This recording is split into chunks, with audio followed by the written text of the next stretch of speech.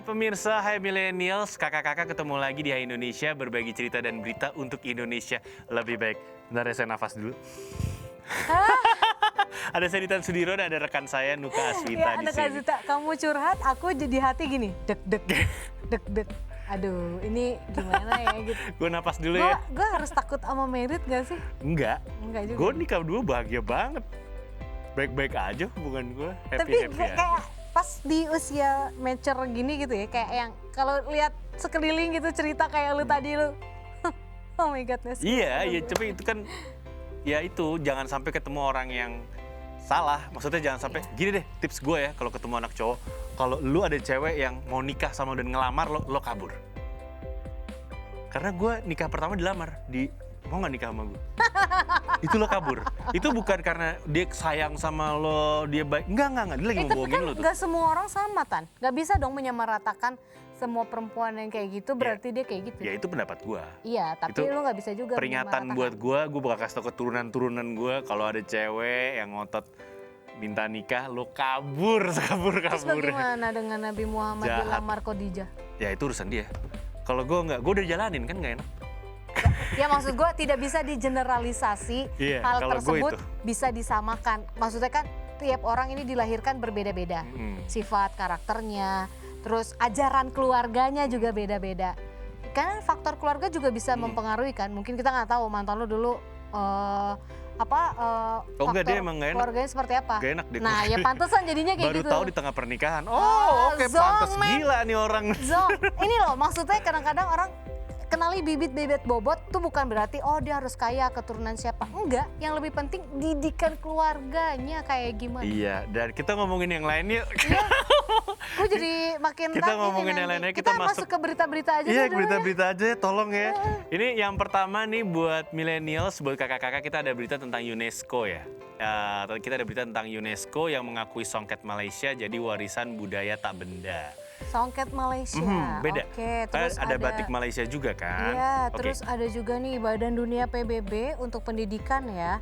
Dan ilmu pengetahuan dan kebudayaan UNESCO baru-baru ini menetapkan kain songket Malaysia tadi sebagai warisan budaya tak benda. Sama nggak sih Sama. songketnya dia sama kita? Oh enggak lah, beda. Pasti ada bedanya. Nggak tahu di mana, tapi pasti ada bedanya. Atau mirip-mirip? Mirip iyalah, serumpun. Iya, iya. Kita kan serumpun, gimana dong? Iya, iya, iya.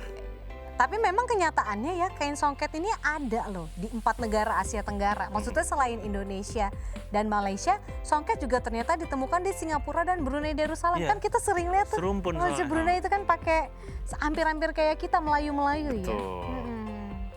Keren. Oke, penutupan kain songket asal Malaysia ini dilakukan saat sesi sidang ke-16 dari Komite Antar Pemerintah untuk Pengamanan Warisan Budaya Tak Benda di Paris, Prancis.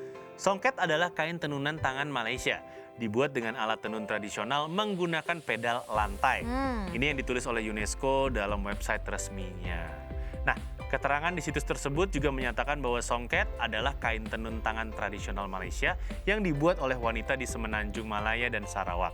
Kendati demikian, penetapan ini menimbulkan polemik dari masyarakat Indonesia yang mengkritik keputusan UNESCO tersebut. Ya, kita tahu lah ya, mengingat Indonesia juga memiliki songket gitu kan. Dan terlepas dari polemik yang muncul setelah penetapan itu, perlu diketahui bahwa ciri khas songket adalah terbuat dari kain sutra atau katun gabungan pola benang emas maupun pola benang perak. Dan kalau di dalam kebudayaan Indonesia kan songket nih biasanya ditemuin di daerah Sumatera banyak ya. Terus khususnya Palembang nih kan, kain songket Palembang tuh kan terkenal juga. Dan melansir dari situs resmi Kementerian Pendidikan dan Kebudayaan nih, songket ternyata berasal dari kata disongsong dan diteket.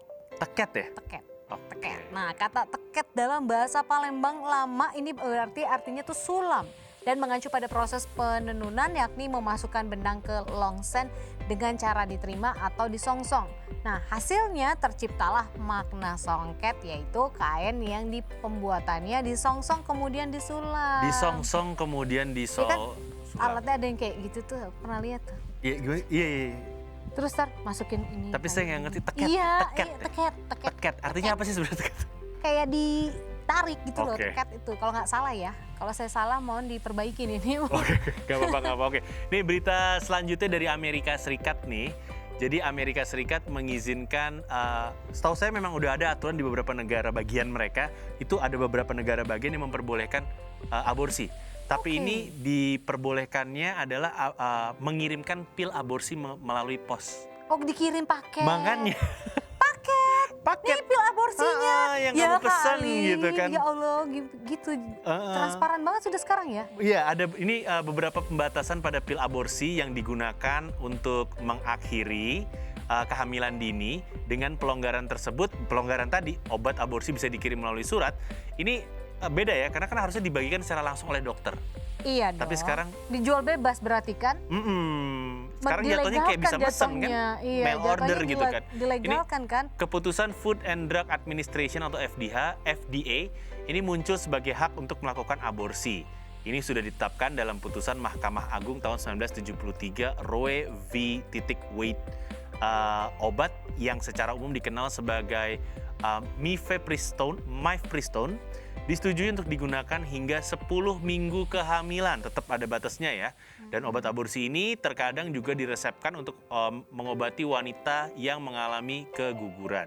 Nah, pembatasan pil diberlakukan sejak FDA menyetujui obat tersebut pada tahun 2000. Pemberian obat sempat dicabut sementara awal tahun ini karena pandemi ya, tapi habis itu aturannya dibuka sehingga bisa mail order, dikirim melalui surat.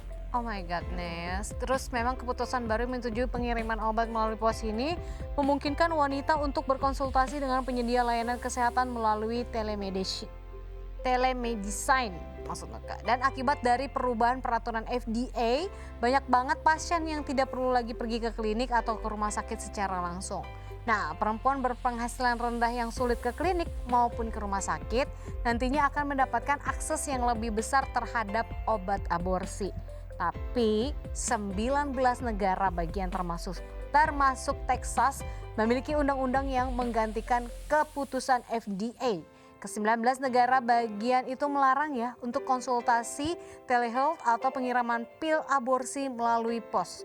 Jadi perubahan mengakses obat aborsi itu kemungkinan akan menambah perdebatan yang intens nih guys tentang aborsi di Amerika Serikat. Itu kalau ngomongin Agak kaget juga sih gue dengernya. Iya, kalau Texas tuh yang konservatif, yang Amerika tapi berpikirnya masih zaman Kaku, dulu. masih kaku banget. masih Texas tuh memang bagian kayak gitu. Nah ini kalau kita ngebahas tentang ini agak unik sih, apalagi di Indonesia juga termasuk negara yang melarang keras aksi aborsi kan.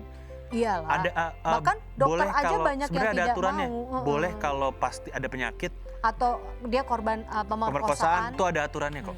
Ada kecuali Jadi yang nggak itu bisa ya. sembarangan yang Betul. dok saya hamil nih di luar nikah aborsi dong. Iya, itu nggak bisa. Ya, dokternya langsung nendang lu. Di Amerika tuh juga di tiap negara bagian beda-beda. Ada yang boleh, ada yang enggak, yang kayak tadi kamu contohin itu. Hampir sama Ya. lah ya. Oke, sekarang kita balik ke Indonesia nih, kita ngebahas tentang mitos, yaitu mitos seputar karbohidrat di tengah masyarakat. Ngomong-ngomong tentang karbohidrat, saya makan siangnya karbohidrat semua. Nasi, kentang, sama mie. Buset Ditan, itu mah Saya baru nyadar tadi, hey. triple karbohidrat ya. Triple karbo nih, gitu kan. Gila Ini sih. kalau kita ngebahas tentang karbohidrat, ada banyak banget mitos yang beredar seputar karbohidrat ya kan. Dan tentunya ini bisa berdampak buruk bagi kesehatan kita juga. Supaya nggak terberdaya atau tertipu sama informasi yang salah, mendingan kita cari tahu aja kebenaran di balik berbagai mitos tentang karbohidrat berikut ini. Yang pertama, katanya semua karbohidrat sama aja. Tapi faktanya karbohidrat tuh hadir dalam dua bentuk, yakni karbohidrat kompleks dan juga karbohidrat sederhana. Contoh untuk karbohidrat kompleks diantaranya adalah pati dan juga serat. Sedangkan karbohidrat jenis ini bisa didapat dari beras, gandum, umbi-umbian, dan sayur-sayuran. Sementara itu karbohidrat sederhana berupa gula yang biasa dijumpai di buah, susu, dan juga makanan olahan. Itu bedanya ya. Nah, karbohidrat kompleks akan melalui pencernaan yang panjang sebelum akhirnya diserap oleh tubuh. Dengan demikian, kenaikan gula darah pun terjadi secara bertahap sehingga tidak memberatkan kerja insulin kita. Inilah mengapa konsumsi karbohidrat kompleks jauh lebih dianjurkan. Beda Iya, soalnya. betul. Tapi ada juga nih bilang katanya karbohidrat nggak bikin gemuk. Bikin gemuk. Nah, Iya kan, karbohidrat bener kan? biasanya Katanya memang menjadi karbohidrat bikin musuh gemuk. utama orang-orang yang sedang ingin menurunkan Berat badan. berat badan gitu ya. Dan bukan tanpa alasan mereka menganggap karbohidrat ini dapat menyebabkan kegemukan juga. Tapi hal ini nggak sepenuhnya salah sih. Karena kelebihan karbohidrat disimpan dalam bentuk glikogen di hati dan juga otot. Tapi penyimpanan glikogen dalam tubuh itu terbatas. Jadi karbohidrat yang masih tersisa nantinya akan dirubah menjadi lemak dan akhirnya menjadi jaringan lemak di dalam tubuh kita gitu. Perlu dicatat tuh guys. Oke, dan ini hanya terjadi kalau kita mengkonsumsinya secara berlebihan ya guys ya. Iya betul. Karena karbohidrat ini berperan untuk menyediakan energi untuk sel agar bisa berfungsi dengan baik gitu. Ya kadang kita juga butuh, tapi kalau yang berlebihan memang jatuhnya jadi nggak baik. Betul. Gitu. Selanjutnya ini katanya karbohidrat sederhana buruk bagi kesehatan. Benarkah begitu? Tapi ini bukan berarti konsumsinya harus benar-benar dihindari ya. Karena beberapa makanan yang mengandung karbohidrat sederhana ini malah membawa manfaat buat tubuh. Salah satunya adalah produk susu ya. Jadi keduanya ini susu ini mengandung karbohidrat sederhana berupa galaktosa. Namun kedua makanan ini, susu dan produk susu, ini juga merupakan sumber kalsium yang baik untuk tulang dan gigi. Contoh lainnya adalah buah-buahan. Rasanya yang manis ini berasal dari fruktosa dan ini adalah bentuk lain dari karbohidrat sederhana. Anyway, buah juga mengandung berbagai vitamin dan mineral yang baik untuk tubuh. Yang perlu kita kurangi konsumsinya justru ialah makanan olahan yang mengandung pemanis buatan. Jadi karbohidrat nggak apa-apa, tapi karbohidrat yang mengandung pemanis buatan itu yang dikurangi. Iya. Karena dan ternyata pola makan rendah karbohidratnya lebih sehat. Itu memang betul ya, karena konsumsi karbohidrat secara berlebihan, khususnya karbohidrat sederhana, ini bisa memicu perkembangan diabetes mellitus tipe 2 serta meningkatkan cadangan lemak kalian. Nah, karenanya asupan karbohidrat harus disesuaikan dengan kebutuhan kalian ya. Jangan sengaja menghindari makanan sumber karbohidrat, sebab kekurangan nutrisi ini juga bisa membuat tubuh jadinya nggak bertenaga gitu. Jadi kalian mudah lelah, pusing, terus sulit berkonsentrasi juga. Dan kondisi ini tentunya dapat menurunkan produktivitas kita. Jadi pastikan aja kita ini bisa menyesuaikan jumlah dan juga porsi sesuai kebutuhan. Oke, dan selanjutnya katanya karbohidrat tidak boleh dikonsumsi di malam hari. Oke, karbohidrat dan makan malam ini banyak dituduh sebagai penyebab berbagai masalah kesehatan ya. Nah, jika demikian, karbohidrat dikonsumsi di malam hari mungkin bahayanya akan berlipat ganda. Tapi ini keliru. Oh boleh, ternyata saya Keliru masih ya. boleh. Karbohidrat boleh dikonsumsi saat siang maupun malam. Karbohidrat tetap akan dicerna seperti biasa. Ini tapi ada catatan penting yang harus diperhatikan, yaitu karbohidrat kompleks membutuhkan waktu lebih lama untuk dicerna. Kalau mau mengkonsumsi makanan yang mengandung karbohidrat jenis ini, pastikan kamu memberikan jeda seenggaknya 2 jam sebelum tidur ya. Iya, Pokoknya jangan kesimpulannya, tidur. karbohidrat diperlukan tubuh sebab karbohidrat adalah sumber energi utama, tapi konsumsinya harus disesuaikan dengan kebutuhan. Oke.